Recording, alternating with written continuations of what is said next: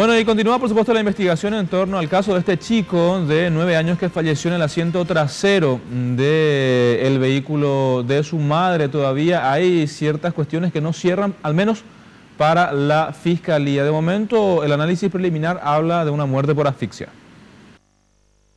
Ustedes sabrán que ante un caso de asfixia, la desesperación es grande, que lo más probable es que, fíjense, como el retractor actúa automáticamente de allí, es imposible salirse. La única manera es,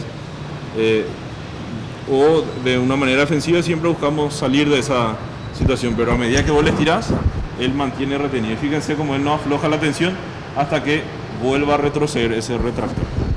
Esta es la explicación de un profesional en conducción acerca de cómo podría haberse dado el trágico episodio en el que un niño de 9 años perdió la vida.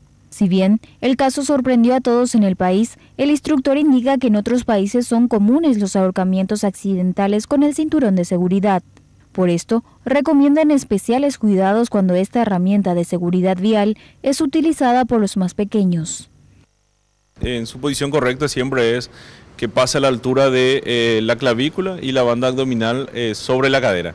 Esto es una recomendación de uso correcto para niños a partir de los 12 años un día y corre para los adultos, o sería de 1,50 m en adelante sería su uso correcto, sobre la clavícula y sobre la cadera. Para niños de esa edad inferior de 12 años existen elevadores o booster.